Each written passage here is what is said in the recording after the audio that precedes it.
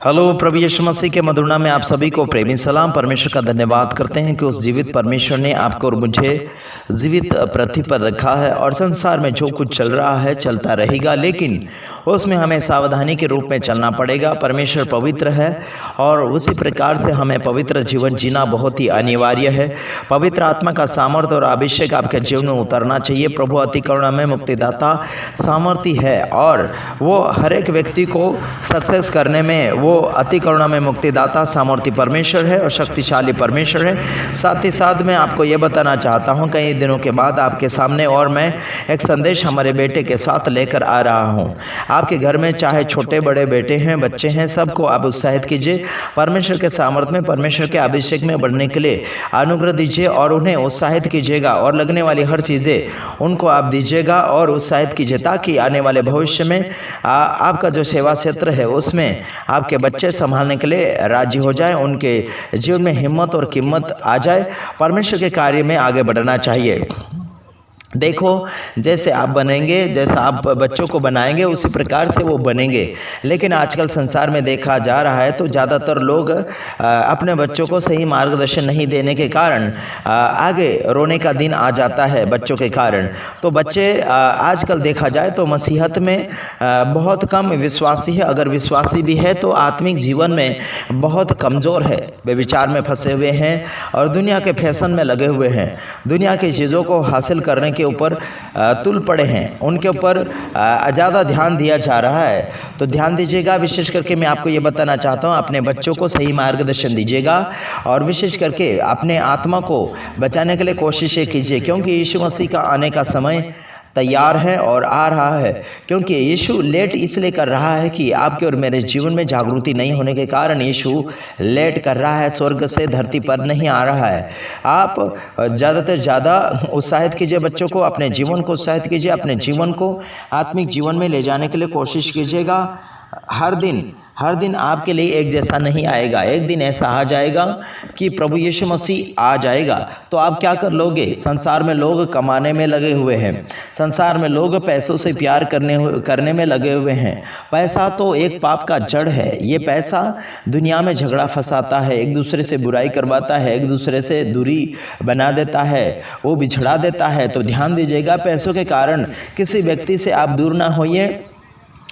पैसे देकर लोगों को करीब लाइए, यानी कि लोगों की हर ज़रूरतें पूरी करो पैसों के द्वारा और उन्हें परमेश्वर के करीब लाइए, अपने करीब लाइए और आगे बढ़ने के लिए कोशिशें कीजिए। किसी को लालच के द्वारा नहीं, लेकिन उनकी ज़रूरतें पूरी करने के द्वारा आप उनके करीब जा सकते हैं।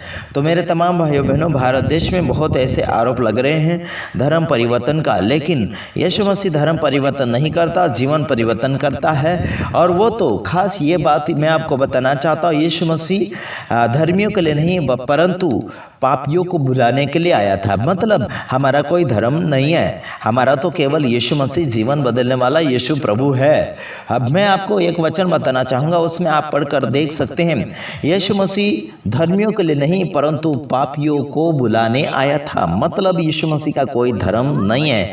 जो भी आरोप संसार में लगाया जा रहा है मसीह लोगों के ऊपर, वो सरासर गलत है और वो कानूनी अपराध भी है और इनके ऊपर कानून का कायदा लग सकता है। अगर कोई धर्म परिवर्तन का आरोप लगाता है तो ऐसे लोगों के ऊपर आप केस लगा सकते हो, बेधड़क लगाओ। कोई इसमें हिचकिचाने की बात नहीं है, इसमें सोच विचार करने की बात नहीं है। आरोप लगाओ इनके ऊपर और इनको जेल खाने में धकेलो, क्योंकि जो सरकार का है सरकार को दीजिएगा।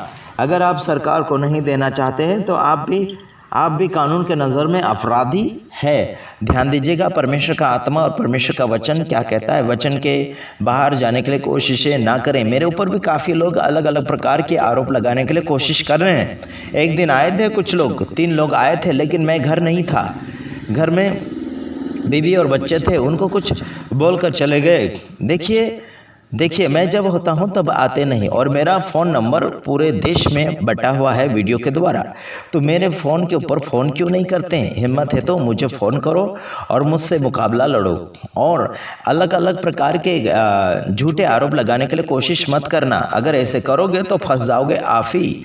जो मेरे ऊपर आरोप लगाएगा वही फंस जाएगा। ध्यान रखना, मेरे पास अगर कोई भी आता है तो सबूत के साथ आना है, बिना सबूत के साथ नहीं आना, क्योंकि मैं बोलना जानता हूँ और राजनीतिक भी जानता हूँ और कानून भी जानता हूँ। मुझे सिखाने के लिए कोशिश मत करना और फंसाने के लिए भी कोशिश मत करना।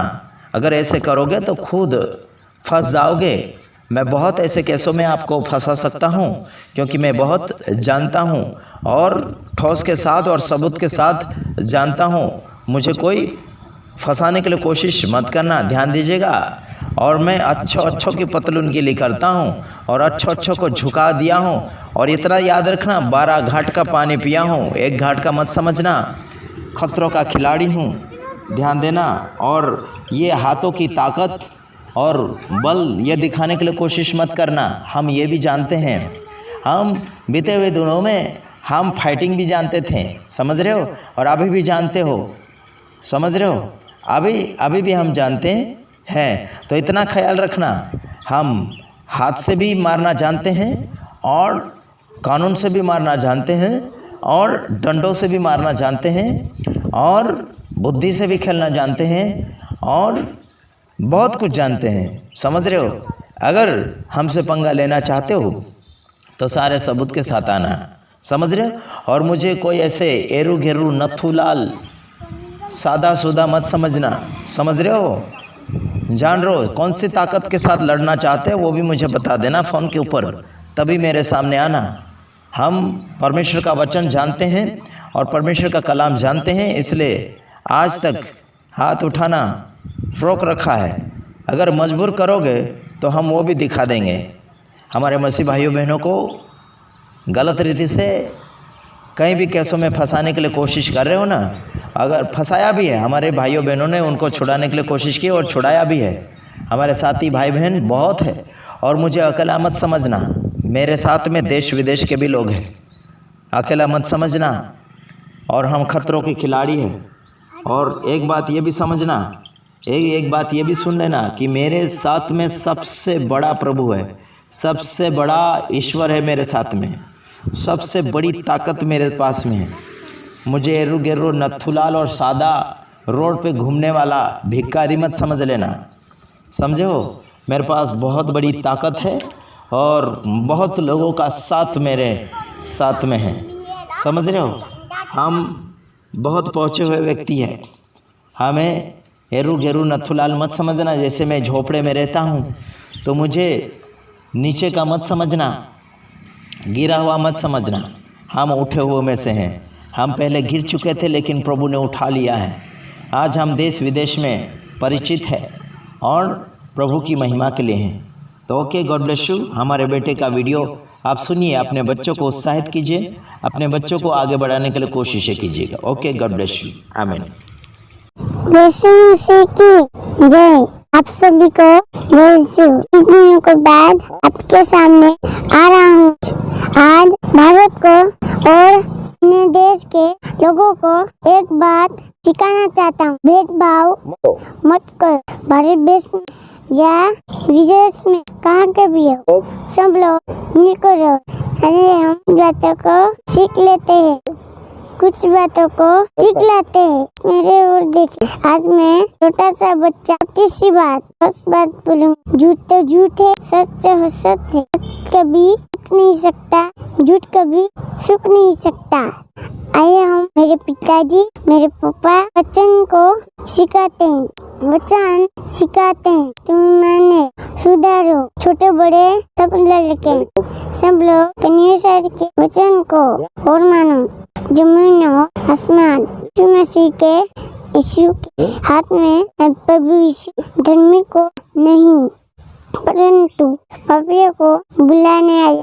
कई लोग धर्म परिवर्तन आरोप लगाते हैं। यीशु मसीह धर्म के लिए नहीं आया, पापियों के लिए आया। हमारा धर्म कोई नहीं है, हमारा पक्ष मिलाकर एक जाना है, ले जाना। तो सुनिए, तोड़कर